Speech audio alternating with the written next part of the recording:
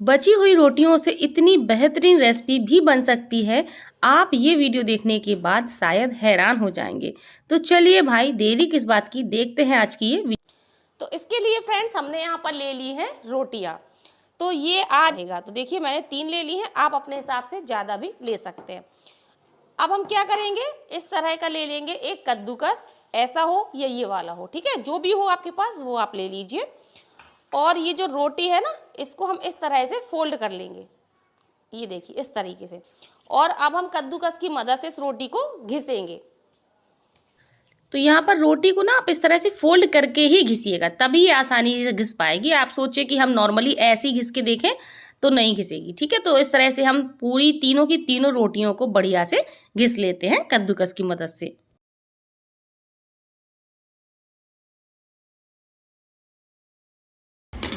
तो हमने तीनों ही रोटी को कद्दूकस कर लिया है और आप देख सकते हो रोटी काफ़ी बारीक हो गई है।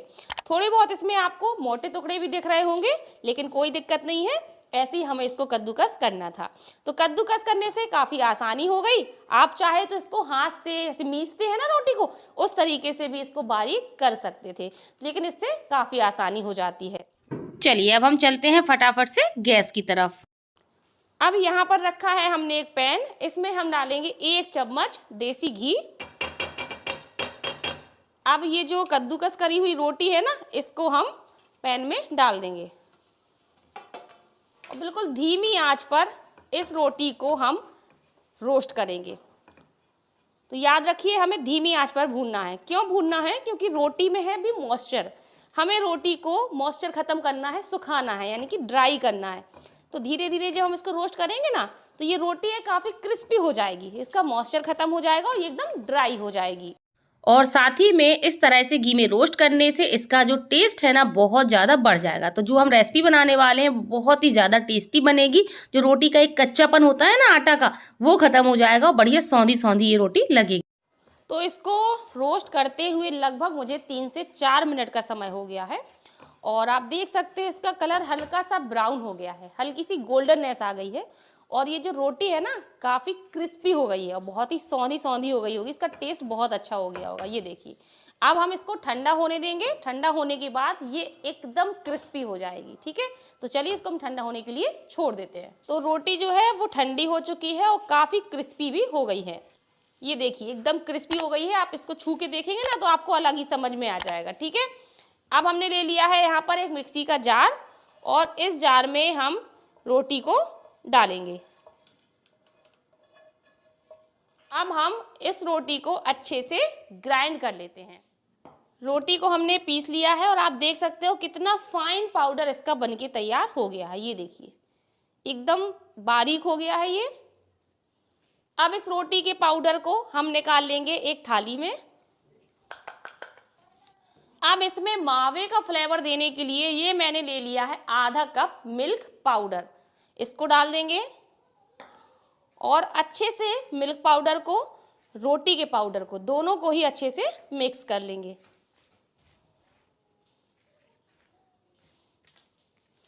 इसमें हमें घी नहीं डालना है क्योंकि ऑलरेडी हम यहाँ पर घी का इस्तेमाल कर चुके थे जब हमने रोटी को भूना था।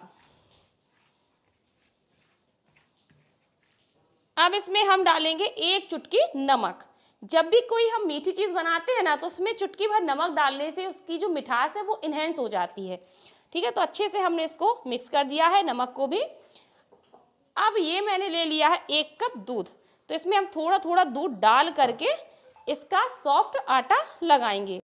यहाँ पर आपको गुनगुने दूध का इस्तेमाल करना है क्योंकि ये रोटी के कण है ना, तो गुनगुना दूध जाएगा तो रोटी के कण अच्छे से फूल जाएंगे और एकदम सॉफ्ट हो जाएंगे।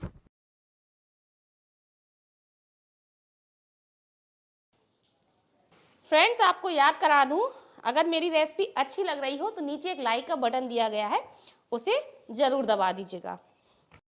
तो इसका आटा ना हमें सॉफ्ट लगाना है, तो पूरा हमें यहाँ पर 1 कप दूध आराम से लग जाएगा क्योंकि हम जैसे जैसे इसमें दूध मिलाते जा रहे हैं ये रोटी है फूलती जा रही है तो दूध को सोक करती जा रही है। तो बहुत ही जेंटली, बिल्कुल धीरे धीरे हल्के हाथों से इसे हमें गूंथना है। हमने इसका सॉफ्ट आटा लगा लिया है और अब कोई नहीं कह सकता कि ये हमने रोटी का बना के डो तैयार किया है। रोटी, मिल्क पाउडर, ठीक है, तो सभी चीज़ें हैं, तो बहुत ही बढ़िया इसमें फ्लेवर आएगा, बिल्कुल मावेदार। अब क्या करेंगे, इसको हम थोड़ा सा मिश्रण इस तरह से निकाल लेते हैं और बाकी को हम इस तरह से ढक देंगे ताकि ये सूखे ना, ठीक है। अब हम क्या करेंगे, थोड़ा थोड़ा सा मिश्रण लेंगे और इसकी छोटी छोटी सी बॉल्स बना के तैयार करेंगे। हम यहाँ पर बना रहे हैं रोटी के गुलाब जामुन, ठीक है, तो हम यहाँ पर मिनी गुलाब जामुन बना रहे हैं, यानी कि छोटे वाले गुलाब जामुन।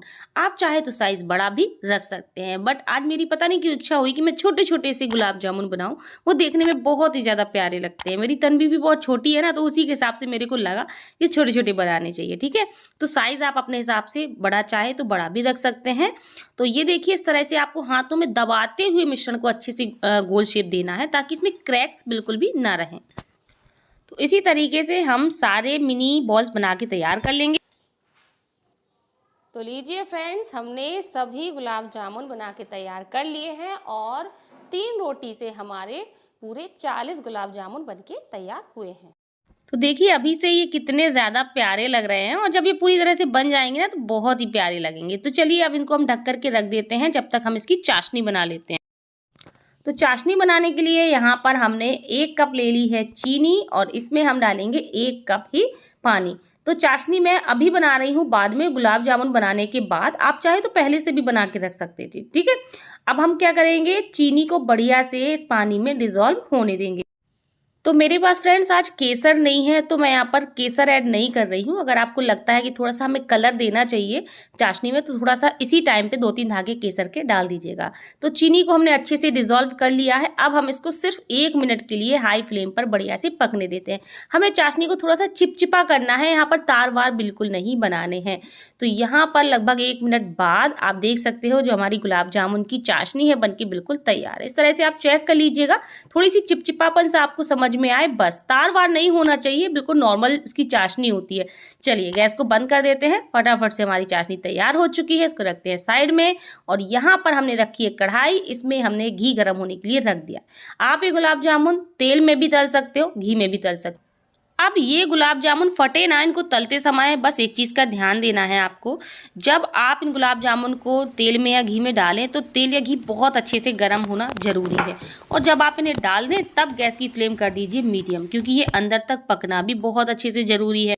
और एक बार में बहुत ज़्यादा गुलाब जामुन मत भरिएगा। पता चला आपने पूरी कढ़ाई की कढ़ाई भर दी, फिर तेल का टेम्परेचर डाउन हो जाता है और गुलाब जामुन के अंदर तेल भर जाता है या घी भर जाता है और ये फटने लगते हैं, ठीक है। तो यहाँ पर बस इन चीज़ों का ध्यान रखना है और मध्यम आंच पर, मीडियम फ्लेम पर इनको बढ़िया से उलटते पलटते हुए सुनहरा तल लेना है। हाई फ्लेम पर नहीं तलना है, वरना ये अंदर से कच्चे रह जाएंगे। वैसे तो रोटी बढ़िया सिकी हुई है, लेकिन फिर भी हम इसको बढ़िया से सेकना जरूरी है।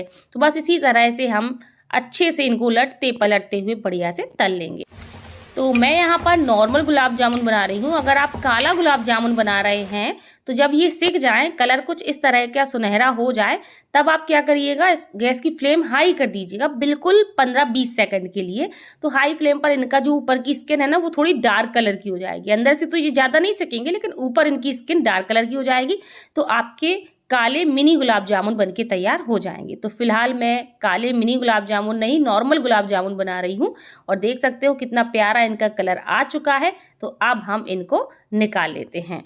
अब इन गरम गरम गुलाब जामुन को बिना टाइम वेस्ट किए हुए हम डाल देंगे तुरंत ही चाशनी में। तो मैंने बगल में ही चाशनी रखी हुई है। अगर गुलाब जामुन गरम है तो चाशनी का गरम होना जरूरी नहीं है, एक चीज़ गरम होनी चाहिए। तो लीजिए, एक बैच हमारा बिल्कुल रेडी है।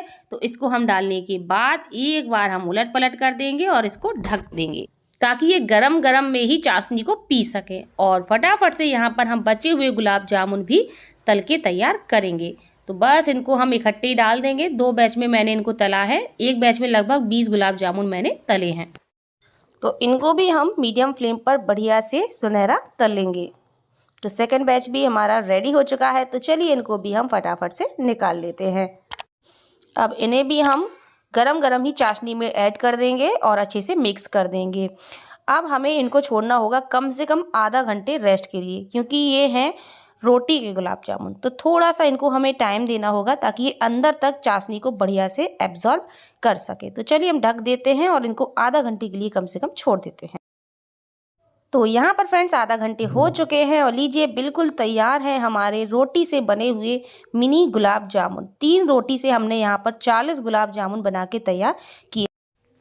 तो देखिए कितने प्यारे लग रहे हैं, छोटू मोटू से मिनी गुलाब जामुन, वो भी रोटी से हमने इसको बनाया है। और मैं आपको गारंटी से कहती हूँ, आप जिसको भी खिलाएंगे वो विश्वास नहीं करेगा, वो बता ही नहीं पाएंगे कि ये आपने रोटी से बनाए हैं। एकदम मावे के गुलाब जामुन ये खाने में लगते हैं, क्योंकि इसमें हमने मिल्क पाउडर जो ऐड किया था ना, वो बहुत ही बढ़िया फ्लेवर देता है। तो आप ये रेसिपी बेफिक्र होकर के ट्राई कर सकते हैं। अब मैं आपको इन गुलाब जामुन का टेक्सचर दिखाती हूँ। देखिए कितने ज़्यादा नरम और अंदर से कितने जूसी बने हैं, एकदम सॉफ्ट बनते हैं, जैसे मावे के होते हैं ना, बिल्कुल सॉफ्ट, वैसे ही ये बनके